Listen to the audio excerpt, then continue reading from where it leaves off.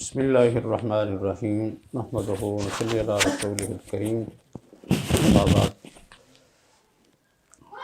اعوذ باللہ من الشیطان الرجیم بسم اللہ الرحمن الرحیم قال النبی صلی اللہ علیہ وسلم من یرد اللہ بہ خیرا یفقہہ فی الدین۔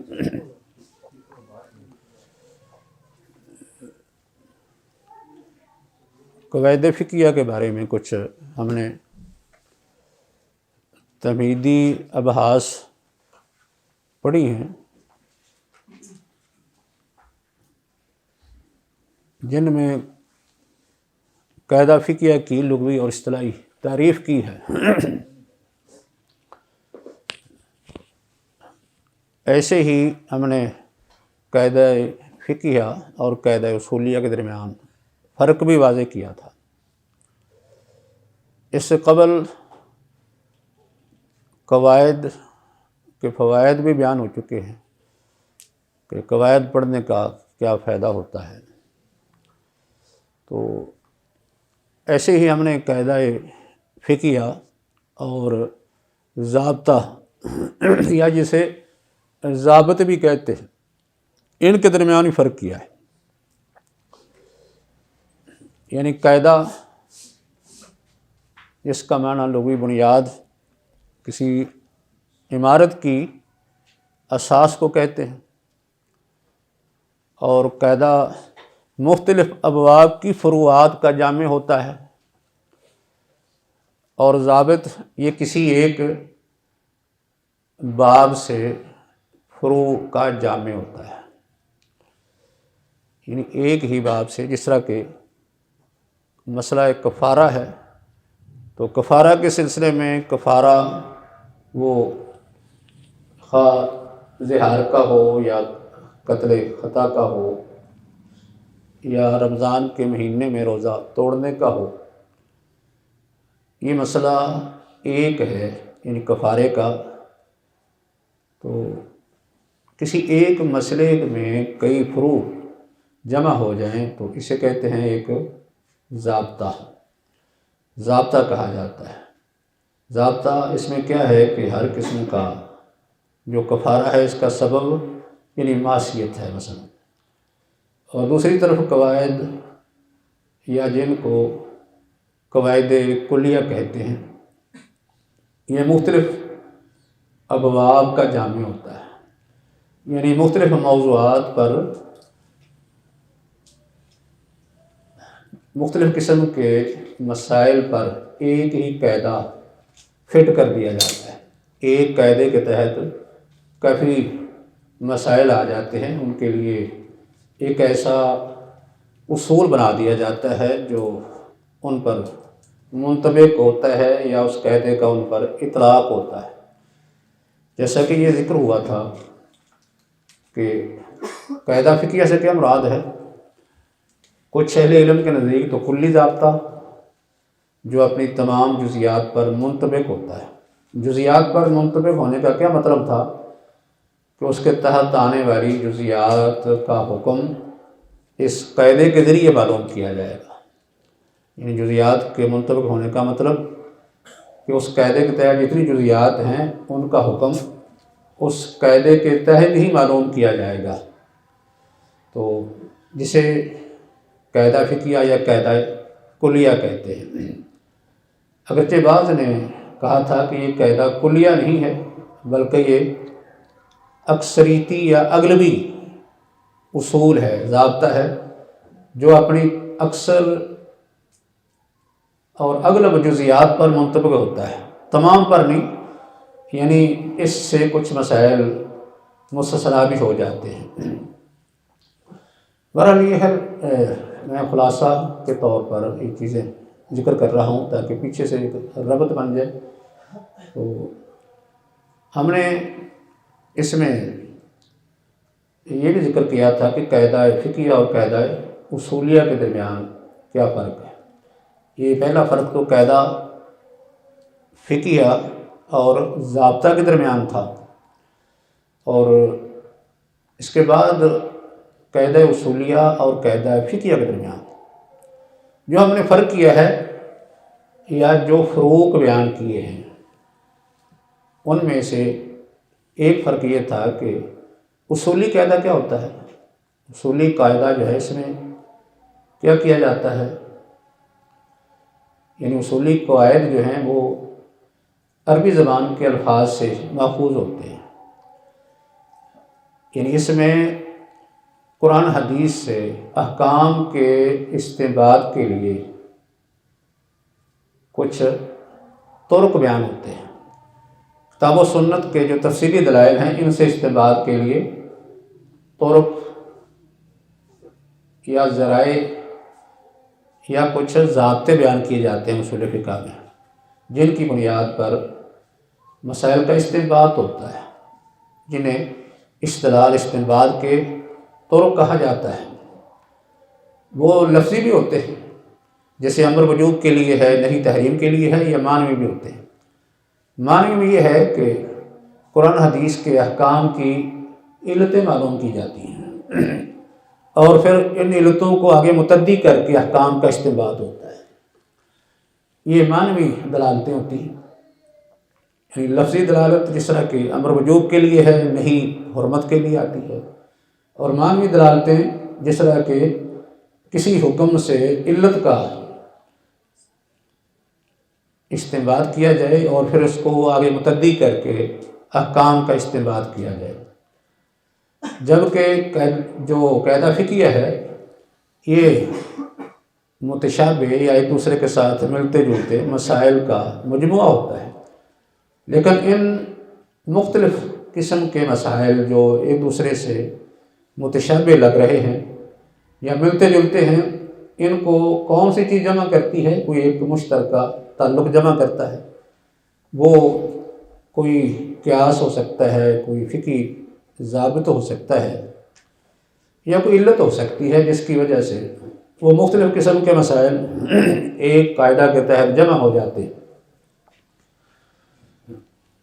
اور دوسرا ایک فرق یہ کہ جن لوگوں نے یہ کہا ہے کہ قاعدہ فقہیہ یہ اکثریتی اغلبی ہوتا ہے، کلی نہیں، وہ قاعدہ اصولیہ اور فقہ کے درمیان یہ بھی فرق کر لیتے ہیں کہ قاعدہ اصولیہ وہ ضابطہ ہے جو اپنی تمام جزیات پر منطبق ہوتا ہے، کوئی جزی اس سے مستثنیٰ نہیں ہو سکتی، جبکہ قاعدہ فقہیہ یہ کیونکہ اکثریتی اغلبی ہوتا ہے اس لیے اس سے کچھ جزیات جو ہیں مستثنیٰ ہو جاتی ہیں، سب پر یہ منطبق نہیں ہوتا۔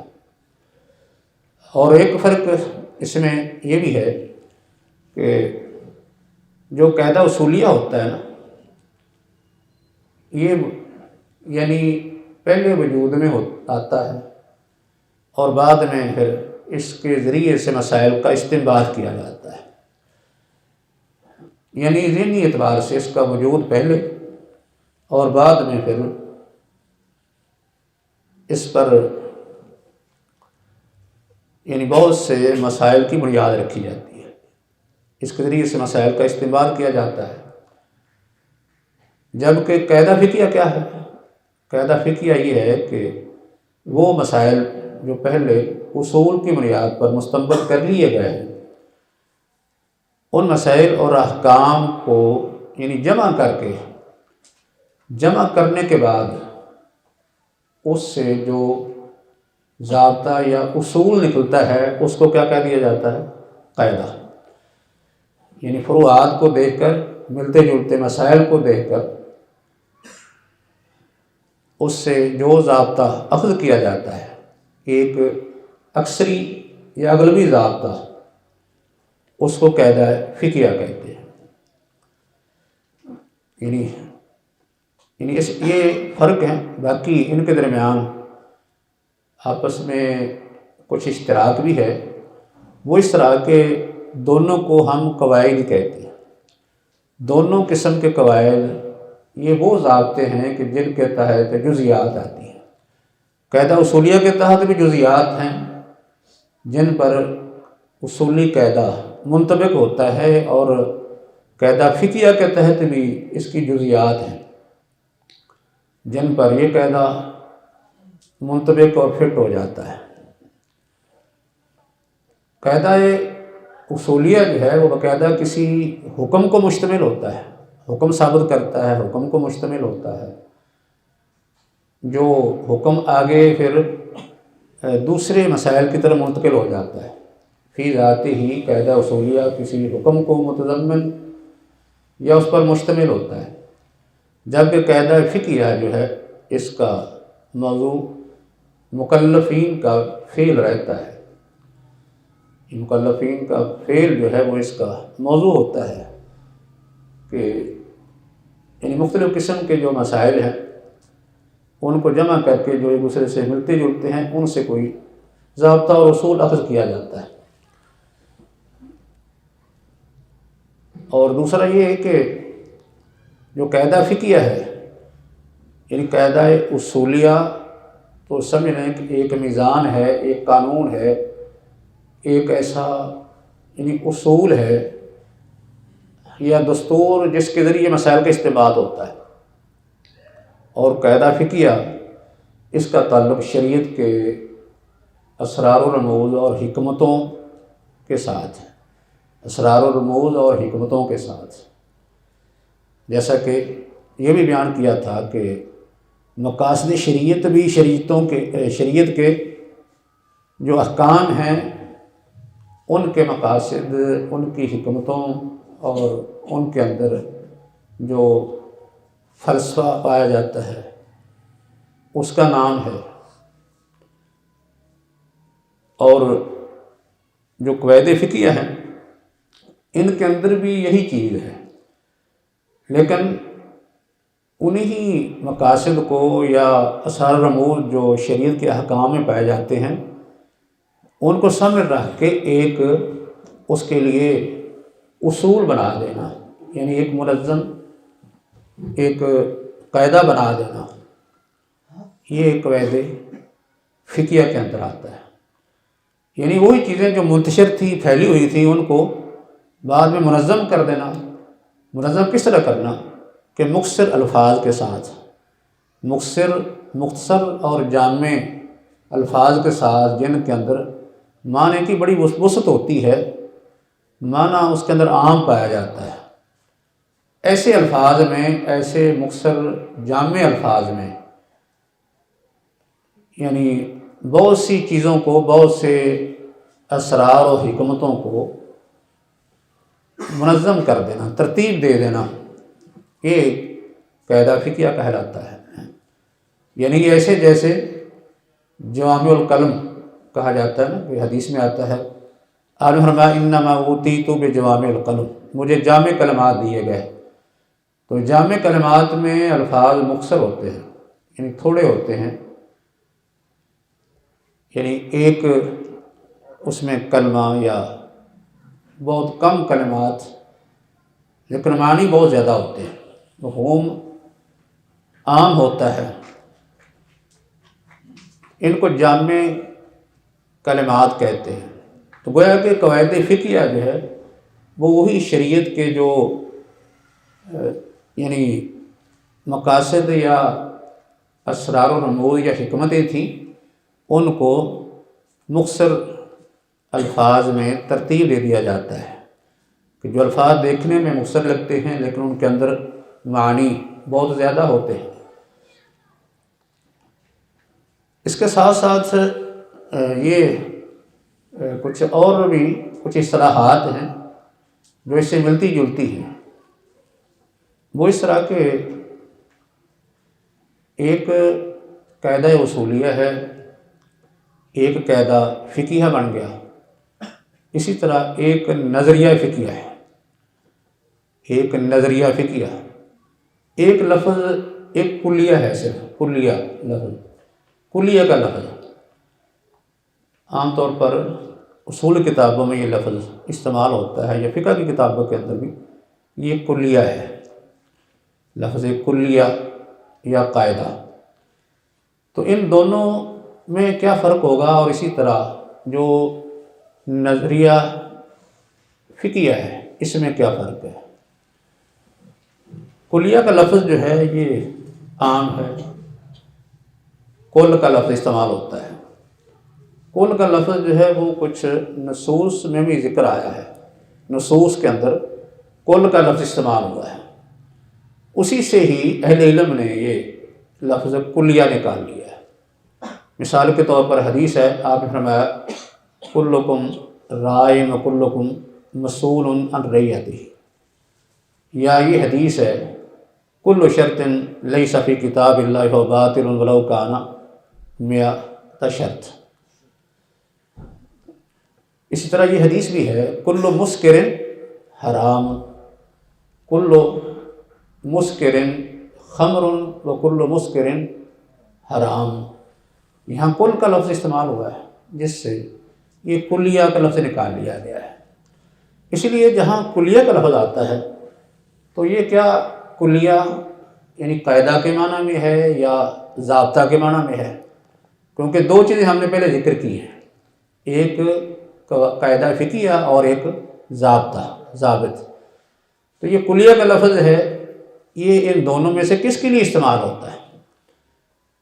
اس کا استعمال جو ہے وہ دونوں پر ہی ہو جاتا ہے، یعنی جس وقت لفظ کلیہ بولا جاتا ہے تو کلیہ یہ اس اعتبار سے بھی کہ یہ مختلف ابواب کی فروعات کا جامع ہے، اور کلیہ کا لفظ اس پر بھی بولا جاتا ہے جو کسی ایک باب کی فروعات کا جامع ہوتا ہے، دونوں پر ہی اس کا اطلاق ہو جاتا ہے، یعنی قاعدہ فقہیہ پر بھی اور ضابط یا ضابطہ پر بھی۔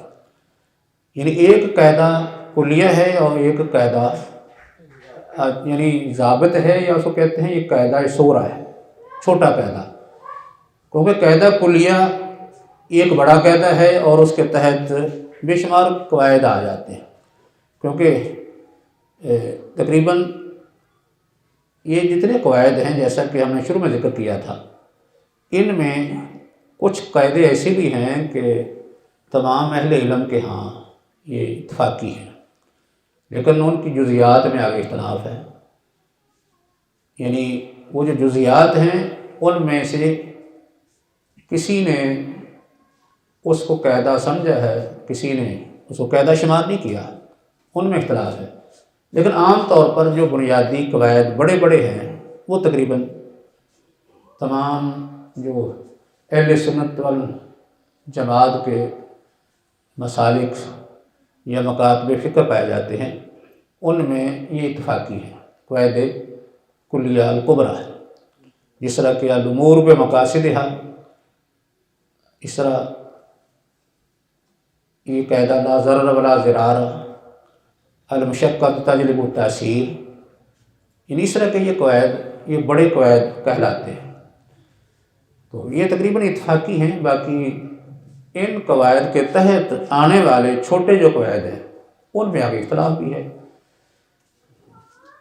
تو یہ جو قواعد ہیں ہم اس میں بات کر رہے تھے کلیہ لفظ کی، کلیہ کا اطلاق ان دونوں قسم کے قواعد پر ہو جاتا ہے، یعنی ضابط پر بھی ہو جاتا ہے اور قاعدہ فقہیہ پر بھی ہو جاتا ہے، اور لفظ یہ کل سے لیا گیا ہے، اس لیے یہ بسا اوقات یہ کل کا لفظ ضابطہ ایک کلی بن جاتا ہے، بسا اوقات کلی ضابطہ نہیں ہوتا بلکہ جزئی بھی ہوتا ہے، جس طرح کہ میں نے یہ کچھ مثالیں حدیث سے دی ہیں کہ اب کلکم رائن کل مسئول عن رعیتہ، یہ ضابطہ یہ عام ہے۔ اسی طرح کل شرط لیس فی کتاب اللہ، شرائط کے ساتھ مخصوص ہو گیا۔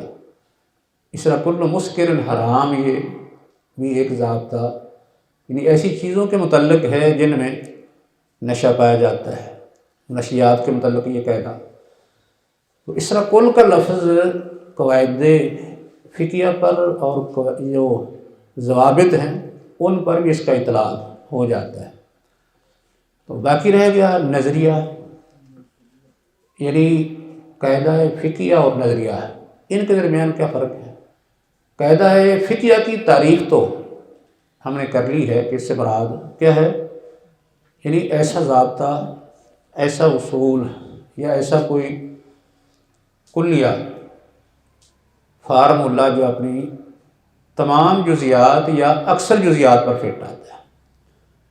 کیونکہ میں نے یہ پہلے بیان کیا تھا کہ جن لوگ جو کہتے ہیں یہ کلی ضابطہ ہے، ان کے نزدیک بھی کچھ مسائل اس سے مستثنیٰ بھی ہیں، یعنی اکثر مسائل کیونکہ آ جاتے ہیں اس لیے کلی کہہ دیتے ہیں، لیکن کلی کہنے کا یہ قطعاً مقصد نہیں ہوتا کہ کوئی جزئی اس سے خارج نہیں ہو سکتی، لیکن جو لوگ اس میں احتیاط کرتے ہیں کیونکہ ان کے نزدیک کچھ مسائل مستثنا بھی ہیں، استثنائی ہیں، وہ کہتے ہیں کہ ان کو ہم اکثریتی یا اغلبی قاعدے کہنا چاہیے، کلی نہیں، کیونکہ ان قواعد سے کچھ استثنائی مسائل جو ہیں وہ موجود ہیں۔ تو بہرحال یہ تو خیر قاعدے کی تعریف تھی۔ نظریہ کسے کہتے ہیں؟ نظریہ لفظ جو ہے لغوی اعتبار سے یہ نظر سے نکلا ہے۔ نظر کا معنی ہوتا ہے آنکھ سے کسی چیز کو دیکھنا، آنکھ سے غور کرنا، اور دوسرا اس کا معنی جو ہے وہ اپنی عقل سے، فہم سے کسی چیز کو دیکھنا۔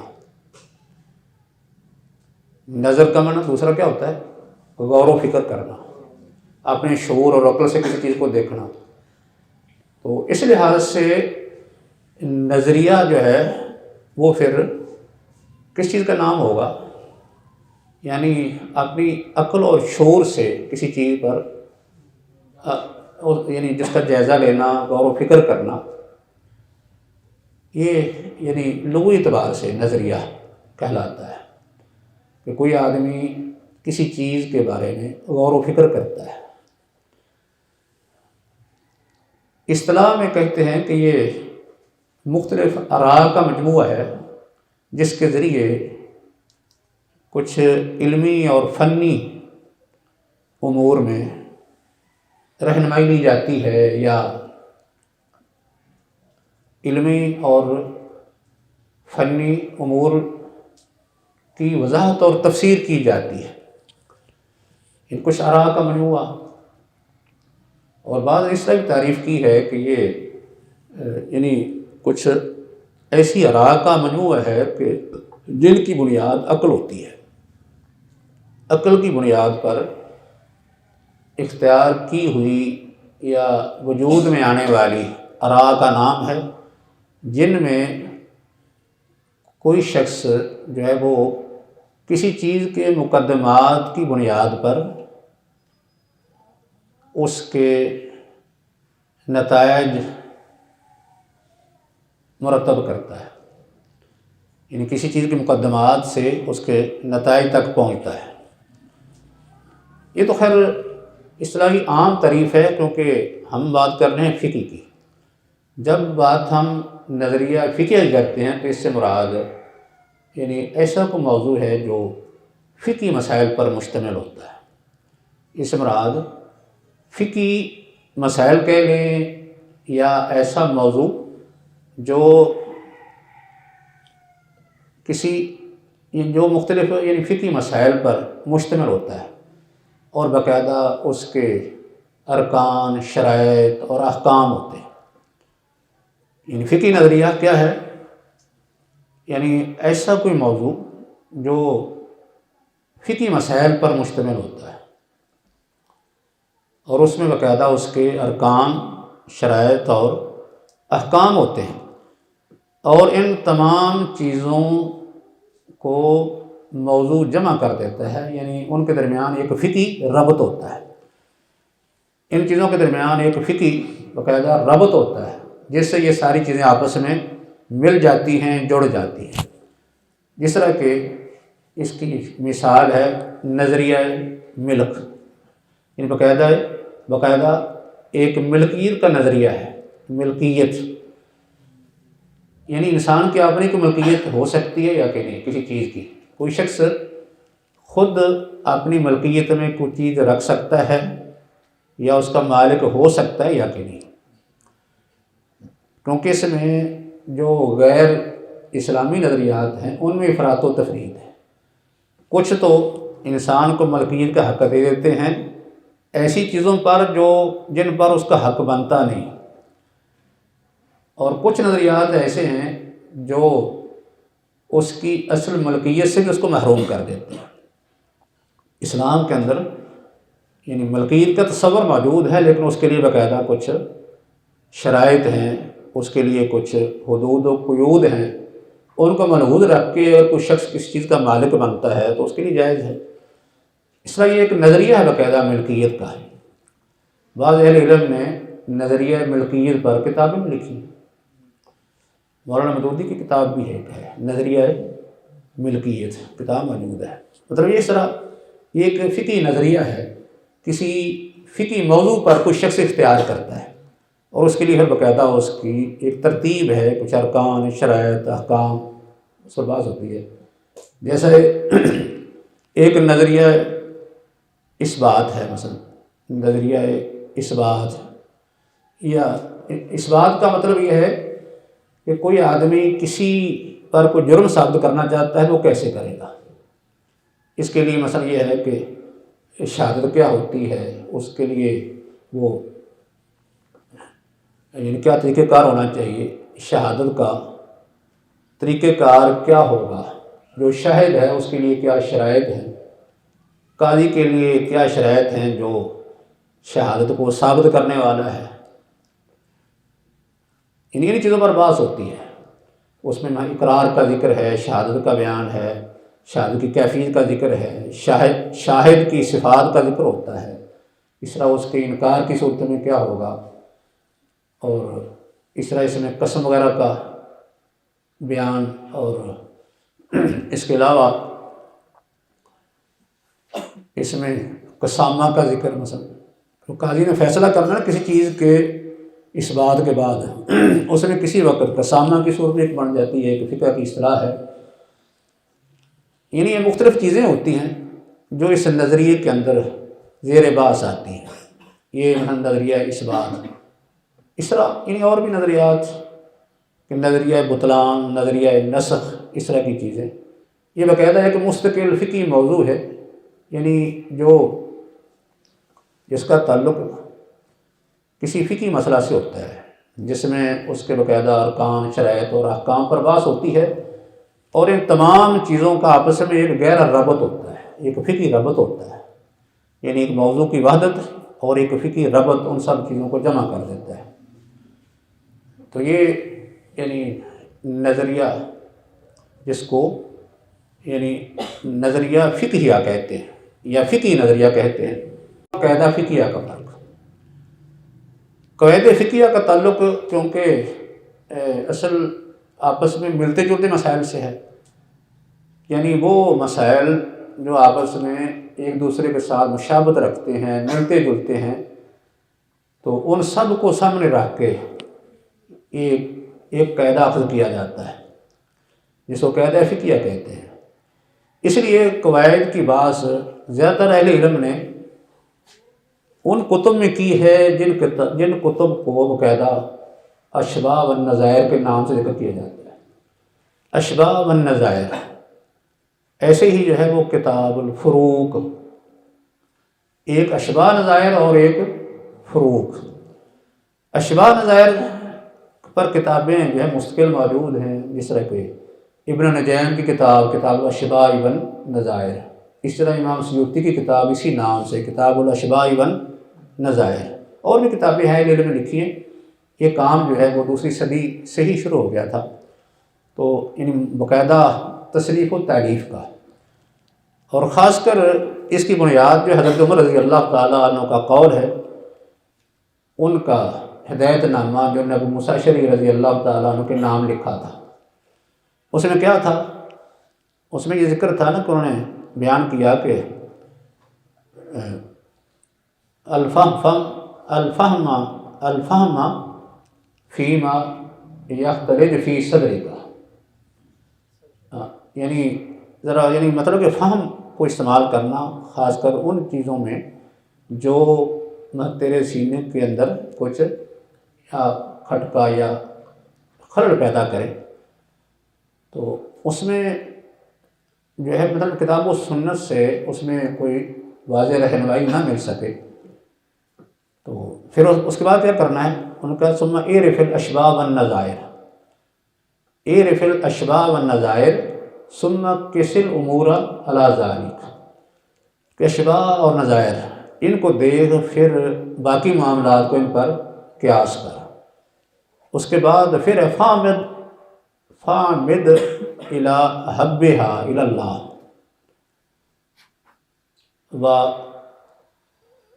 یعنی مطلب یہ ہے کہ پھر اس کے بعد تو کیا کر، ان میں سے جو اللہ کی طرف زیادہ محبوب ہیں ان کی طرف رخ کر، وَأَشْبَهَا بِالْحَقِّ فِيمَا تَرَى، اور جو حق کے ساتھ زیادہ مشابہ رکھنے والی ہے چیز ہے تیری نظر میں، اس کو اختیار کر، یعنی فَعْمِدْ إِلَى حَبِّهَا إِلَى اللَّهِ وَأَشْبَهَهَا إِلَى الْحَقِّ فِيمَا تَرَى۔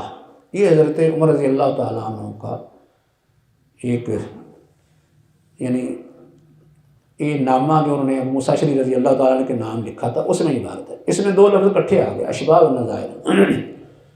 اشباہ و نظائر کا کیا معنی ہے؟ اشباہ جو ہے یہ شبہ کی جمع ہے۔ شبہ کا معنی ہوتا ہے کسی چیز کے مثل ہونا۔ مثل یعنی ذاتی صفات، اس میں دو قسم کی صفات ہوتی ہیں، یعنی ذاتی صفات یا معنوی صفات۔ ذاتی اور معنوی صفات میں جب کوئی چیز دوسری کی مثل ہوتی ہے اس کو کہتے ہیں یہ فلاں کے ساتھ مشابہت رکھتی ہے، شبہ فلاں، یہ فلاں کے مشابہ ہے۔ مطلب ایک ذاتی اصحاب انسان کے ہوتے ہیں، کچھ معنوی ہوتے ہیں، یعنی فلاں آدمی رنگ کے اعتبار سے فلاں کی طرح ہے، فلاں آدمی قد کے اعتبار سے، یا فلاں جو ہے وہ آنکھوں کے اعتبار سے فلاں کی طرح ہے۔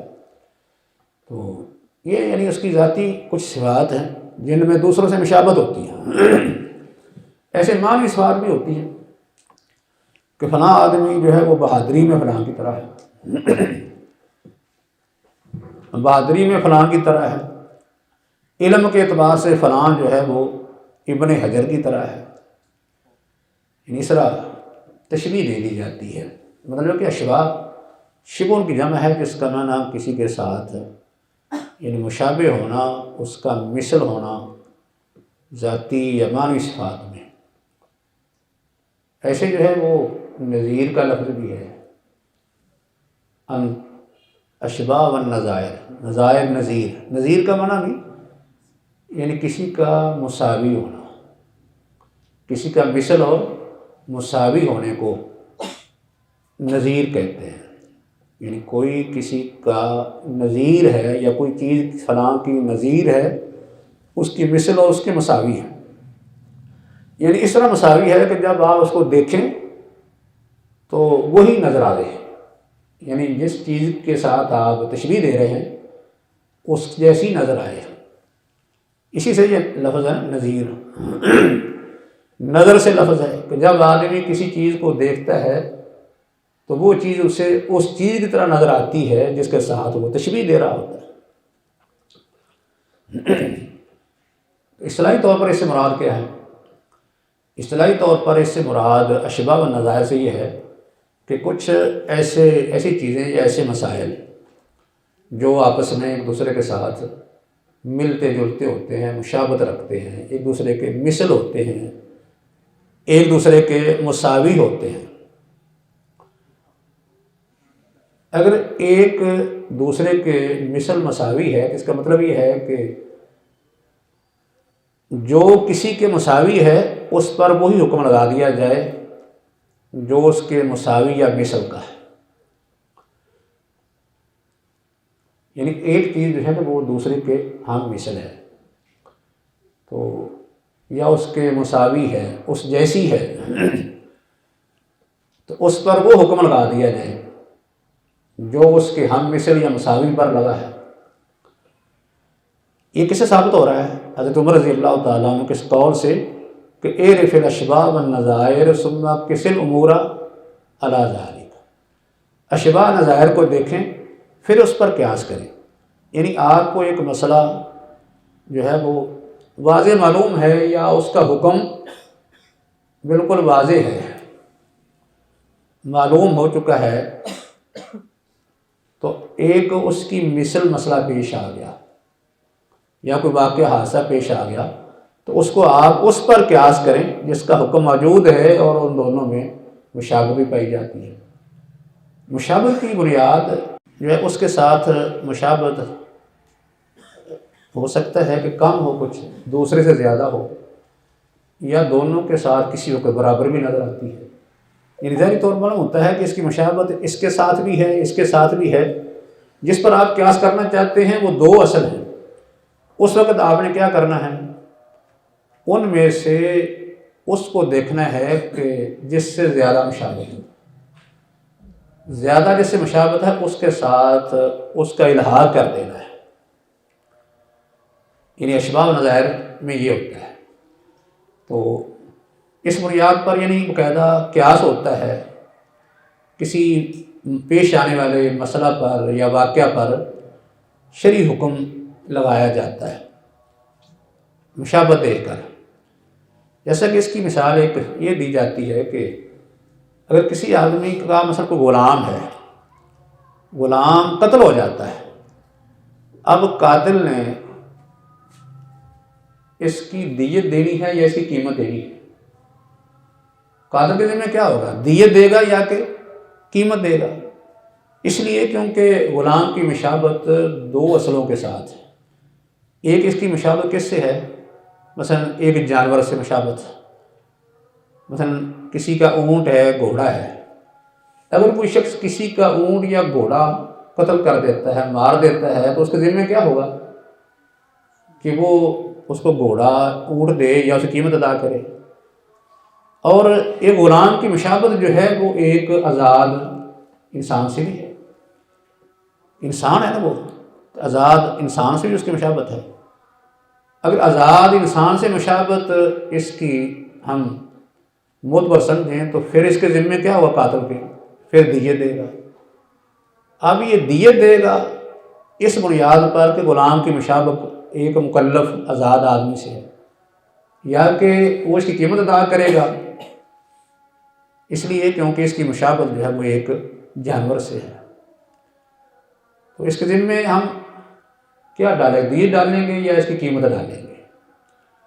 تو اب ہم یعنی اس کا جائزہ لیتے ہیں تو ہمیں کچھ چیزوں میں مشابہت جانور سے لگتی ہے کہ جیسے جانور جو ہوتا ہے نا کسی کی ملکیت ہوتا ہے، اس کو بیچا جا سکتا ہے، خریدا جا سکتا ہے، ہبہ کیا جا سکتا ہے، وراثت میں وہ تقسیم ہو سکتا ہے۔ تو غلام بھی ایسے ہی ہے، غلام اس کی ملکیت میں ہے، وہ اس کو بیچ بھی سکتا ہے، اس کو ہبہ بھی کر سکتا ہے، وراثت میں آگے تقسیم بھی ہو سکتا ہے۔ دوسری طرف دیکھا جائے تو ایک غلام وہ آزاد کی طرح شریعت کا مکلف ہے، شریعت کا مکلف ہے، پابند ہے، یعنی اسی طرح یہ بھی نکاح کرتا ہے، طلاق دیتا ہے۔ جیسے ایک آزاد کو یہ اختیارات ہوتے ہیں، اسی طرح ہی غلام کے لیے بھی ہیں، شریعت کا مکلف ہے، شریعت کا پابند ہے، اللہ کے ہاں یہ بھی جواب دہ ہے۔ تو اب اس کی مشابہت جو ہے وہ ایک آزاد یعنی مکلف انسان سے اگر ہم کریں گے تو پھر اس کی دیت دینی پڑے گی۔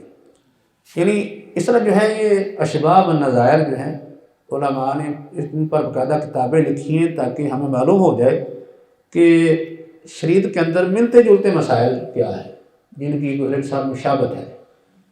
اور اس کے ساتھ ساتھ یہ بھی ہوتا ہے، یعنی یہ جو قاعدہ ہمیں ملتا ہے نا کہ اشباہ و نظائر میں جو چیزیں ایک دوسرے سے ملتی جلتی ہیں ہم ان کا حکم جو ہے وہ یعنی دوسری چیزوں جن کے ساتھ ملتی ہیں ان چیزوں کا لگا دیں،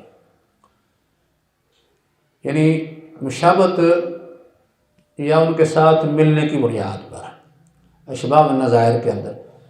لیکن یہ قاعدہ جو ہے کیا بالکل حتمی ہوگا کہ ہر لحاظ سے کہ جس چیز کو آپ دیکھیں دوسرے کے ساتھ شبد رکھتی ہے تو آپ اس کا حکم اس پر لگاتے ہیں؟